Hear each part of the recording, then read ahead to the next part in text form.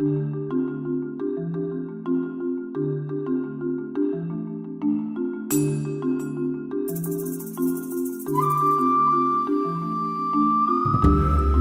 project for Structures 2 involved the design and analysis for structural elements making up a domestic shed.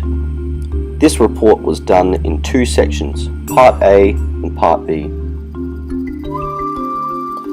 Part A of my section involved determining the wind load imposed on the structure and thereby calculating the design wind speed and the net pressure coefficient. Once these figures were calculated, we can then determine the dead load,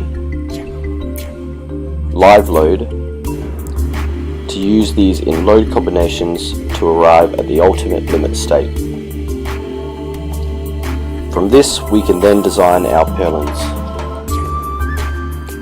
When designing the purlins, we first need to obtain the ultimate wind action. We can work this out by looking back at our design parameters.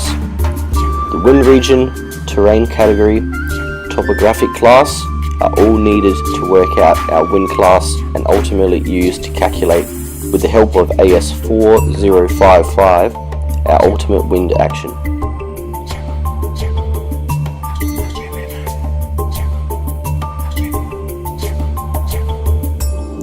To calculate the dead load, you need to take into account the roof sheeting, which we specified as Lysart trim deck 0.48mm, the insulation, ducting, and the self-weight of the purlins.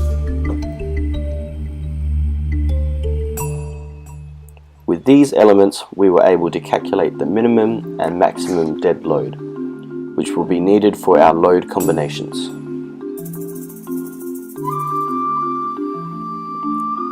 Combining the live, dead, and wind loads, we can use the AS1170.0 to combine the loads reasonably to find out the most severe combination that could be imposed on the structure.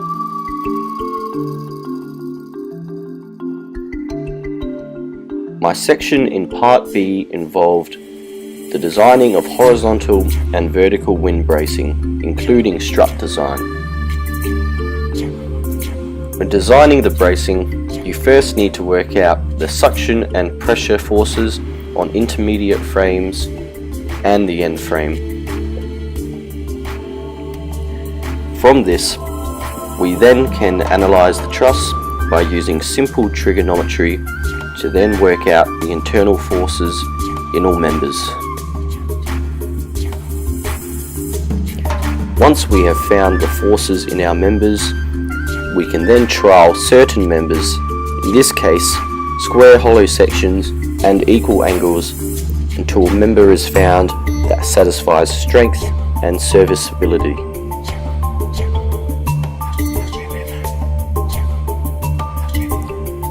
A few main points learnt are that load combinations combine all loads in a reasonable way in which forces may be imposed on the structure.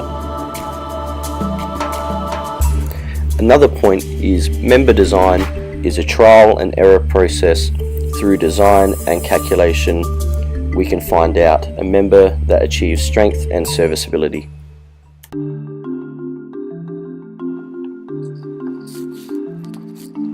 A column is an extremely important component of any structure. The main function of a column is to support the flooring in the structure as well as resist axial and lateral forces by transferring them safely and equally through the slab and down to the footings. Manual calculations are used to determine the minimum and maximum shear load a column can carry by using a few simple equations identified in the report. Simple steps and procedures are taken into consideration to make sure the columns are economical as well as support and distribute sufficient weight, allowing the building to be stable. When designing columns, compression members are designed to resist axial force as well as designing the bending moment. Load eccentricity may cause bending in the column. This is the distance between the load and the center of the column. Bending may be due to the frame design and the beam column connections. Web and flanges are connected to the column which therefore act in relation to a fixed support. Dead loads, live loads and wind loads are forces that are applied to the columns. They can be in tension or compression. Dead loads include the weight of the column, that is static load, including furniture and other finishes that are fixed to the building.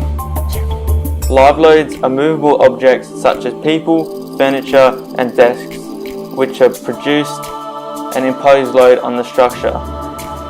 Wind loads provide both suction and raking, which affects strength, stability and serviceability of the structure. The Australian standards provide loading codes specific to column designs.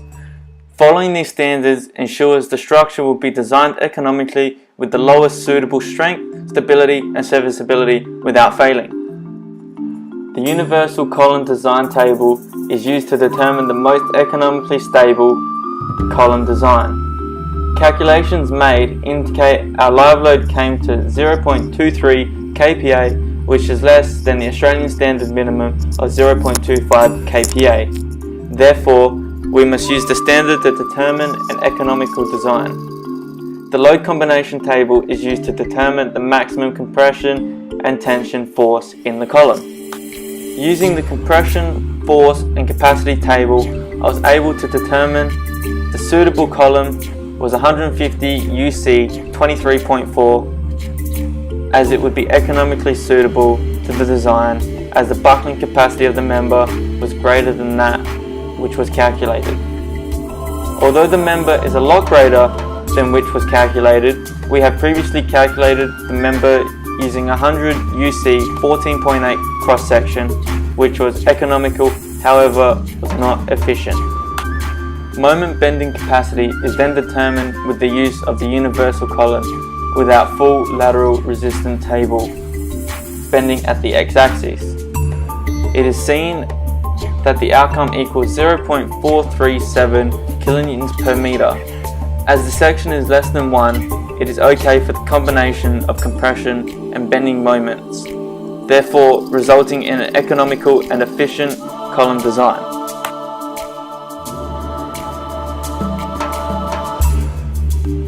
The main reasons for the application of steel rafters on a large span industrial structure is due to the advantage of steel being a lightweight material while also being an extremely flexible material. As steel is relatively lightweight, the transport and installation costs are then reduced significantly.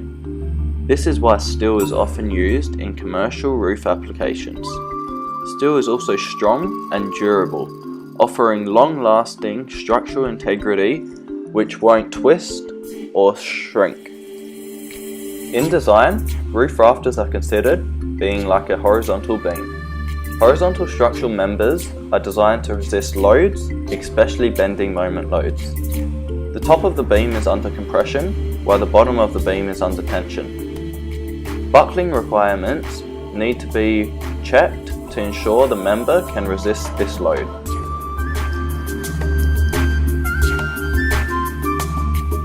The possible failure modes for members subject to buckling are yielding of the section or local buckling of flanges or webs.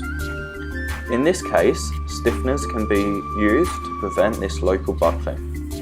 The beam could also buckle laterally, which is known as lateral torsional buckling of the beam, which is caused when the compression flange of the beam is not restrained and then can rotate freely and move laterally. In the case of lateral tensional buckling, stiffeners cannot prevent this type of buckling. Therefore, fly bracing is used. Fly bracings are structural elements that not only prevent the purlins from twisting and overturning, but also restrains the bottom flange of the rafters and prevents it from lateral tensional buckling of the rafters.